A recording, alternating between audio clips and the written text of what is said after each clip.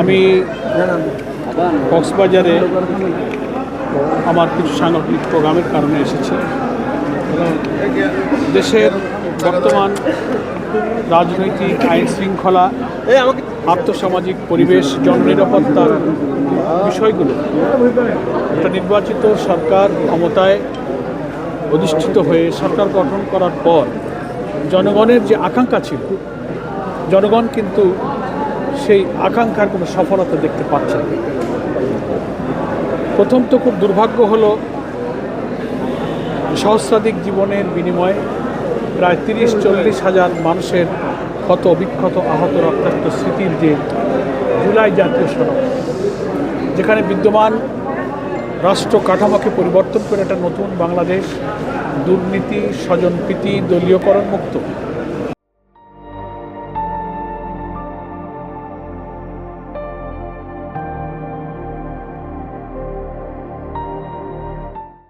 জনগণের আকাঙ্ক্ষা অনুযায়ী একটা মানবিক বাংলাদেশের জন্য নতুন বাংলাদেশ আমরা গড়তে চেয়েছিলাম।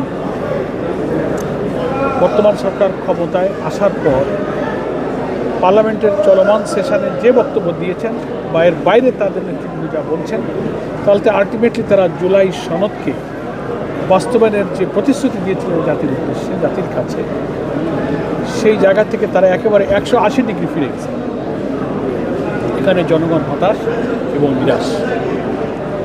আমরা এখানে অনুরোধ জানাবো সরকারি দলকে যে সংবিধানকে অজুহাত না বানিয়ে সত্যকে স্বীকার করুন।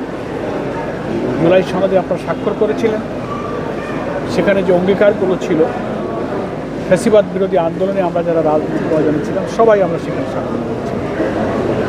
সেই অঙ্গীকারের মধ্যে অন্যতম একটা হলো যে আমরা এই জুলাই সনদকে সম্পূর্ণরূপে আমরা বাস্তবায়ন করব।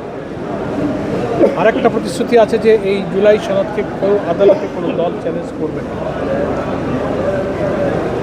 দুর্ভাগ্যজনক দেখছি যে সম্পূর্ণরূপে বাস্তবায়ন না করার পথে কিন্তু বিএনপি হাঁটছে। অথচ আরেকটা দুঃখজনক দেখা গেল যে ইনডাইরেক্টলি, পরোক্ষভাবে একটা পক্ষ যদি আদালতে আবার একটা রিট করিয়ে দিয়ে এটাকে সাবজুডিস বানাবার একটা হাস্যস্কর ঘটনা ঘটছে, যাতে ওনারা বলতে পারেন যে আমরা তো করিনি, অন্য কেউ করেছে। অথচ আমাদের কাছে ভেতরের তথ্য আছে। অ্যাটর্নি জেনারেল অফিসকে, অ্যাডভোকেটদেরকে নানানভাবে ইনডাইরেক্টলি ইঙ্গিত করা হয়েছে এবং সরকারের পরোক্ষ মদদেই কিন্তু রিট করা হয়েছে। এগুলো খুব দুর্ভাগ্যজনক, এটাকে দ্বিচারিতা বলা হয়। এই পথ থেকে ফিরে আসতে আমরা বলব, কারণ জনগণের অভিপ্রায়টাই হচ্ছে সর্বোচ্চ আইন। Will of the people is sovereign. BNP সব মিলিয়ে সব আসনের ভোট মিলাইলে প্রায় 3 কোটির মতো ভোট তারা পেয়েছে। আর গণভোট যে হাজযুক্ত হয়েছে সেখানে ভোটের পরিমাণ 4 কোটিরও বেশি। 4 কোটির উপরে বেশি ভোটের গণ আকাঙ্ক্ষা, অভিপ্রায় কি 3 কোটি লোকের কাছে পরাজিত হবে? জনগণের জন্য সংসদ নয়, জনগণের জন্য আদালত নয়, জনগণের জন্য আইন না, আইন জনগণের জন্য। আমি বলতেছিলাম আগের কথা, আদালতের জন্য মানুষ নয়, আইনের জন্য মানুষ নয়, পার্লামেন্টের জন্য মানুষ নয়, মানুষের জন্য পার্লামেন্ট, মানুষের জন্য আদালত, মানুষের জন্য আইন। পার্লামেন্টের সংখ্যাগরিষ্ঠতার জোরে যদি এখন আমরা ওইটা মানি না এই কথাগুলো বললে একটা গণতন্ত্রকামী দল হিসেবে পরিচিত দেশের একটা বড় দল যারা এবার সরকার গঠন করলেন, তাদের ব্যাপারে জনগণ ভালো ধারণা নিতে পারে। সেজন্য আমি অনুরোধ জানাবো, এখনো সময় আছে। পার্লামেন্টের ঈদের বিরতি চলছে, 29-এ আবার সেশন শুরু হবে।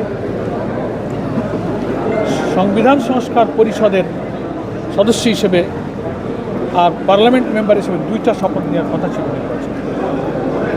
একই প্রেসিডেন্সিয়াল অর্ডারই কিন্তু 2টা ইলেকশন হয়েছে, গণভোট হয়েছে, জাতীয় নির্বাচন হয়েছে। একই আদেশের অধীনে অনুষ্ঠিত নির্বাচন, একটা হালাল হয়ে গেল, একটা হারাম হয়ে গেল।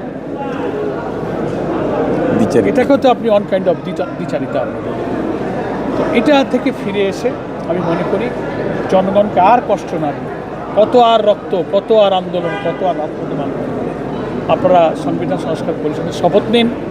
পার্লামেন্টে জুলাই জাতীয় সনদকে লোকেরা প্রেসিডেন্সিয়াল অর্ডার গণভোটের মধ্য দিয়ে আইনি প্রক্রিয়ার শেষ জায়গা হলো সংবিধান সংস্কার পরিষদ, সেখানে আপনারা এটা অনুমোদন করেন এবং সংবিধানের তফসিলে এটা আইন হিসেবে অন্তর্ভুক্ত করেন। এটাই এখন সংকট নিরসনের পথ। তা না হলে Jamaat Islami committed to the people, যে আমরা সবসময় কনস্ট্রাকটিভ এবং একটা রেসপন্সিবল অপোজিশন পার্টি হিসেবে আমরা সংসদের দায়িত্ব পালন করব, রাজপথে আমরা দায়িত্ব